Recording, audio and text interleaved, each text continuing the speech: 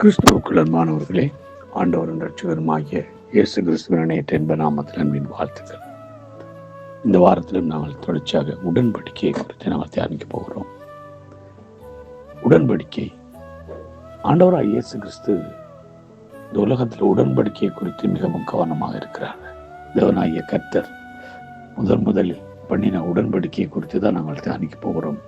நாளிலும் பார்க்க போகிறோம். முதலாவதாக தேவனாகிய கர்த்தர் நோவாவோட உடன்படிக்கை ஏற்படுத்துகிறார்.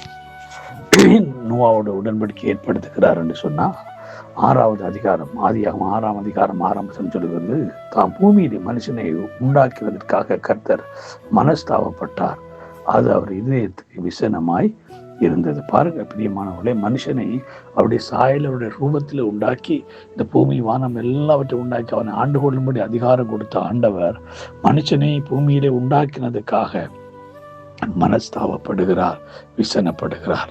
காரணம் என்ன? மனிதனுடைய அன்றாட காரியங்கள், அவனுடைய காரியங்கள் மிகவும் தேவனுடைய ஒழுங்குக்கு விரோதமாக, தேவனுடைய திட்டத்துக்கு விரோதமாக, தேவனுடைய நம்பிக்கைக்கு விரோதமாக மிகவும் அருவருப்பு நிறைந்ததாக, அசுத்தம் நிறைந்ததாகவே காணப்பட்டது. பிரியமானவர்களே, அப்படிப்பட்ட சூழ்நிலையிலான தேவனாகிய கர்த்தர் மிகவும் வேதனைப்படுகிறார், மிகவும் துக்கப்படுகிறார்.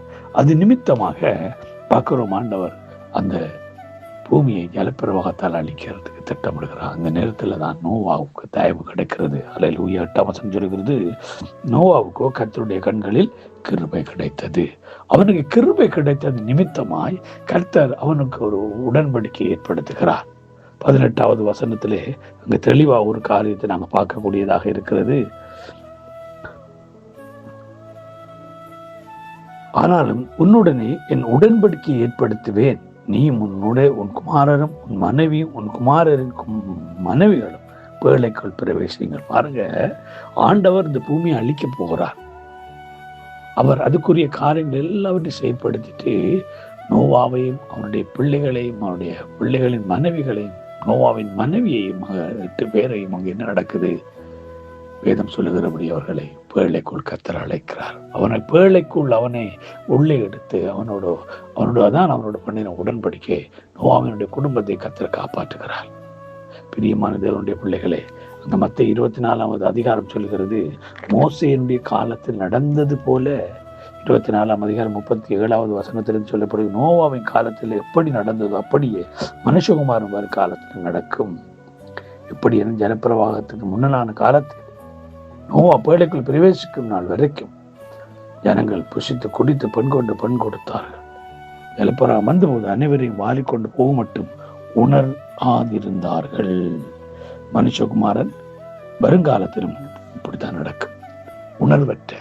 ஆகவே பிரியமானவர்களே, இந்த கடைசி நாட்களில் நாங்கள் இருக்கிறோம். இன்றைக்கும் உணர்வற்ற ஜனங்கள், கர்த்தரை தேடுகிற உணர்வில்லாத ஜனங்கள், அவபக்தி உள்ள ஜனங்கள் இன்றைக்கு காணப்படுகிற சூழ்நிலை ஆண்டவர் எங்களோடு உடன்படிக்கை ஏற்படுத்த விரும்புகிறார்.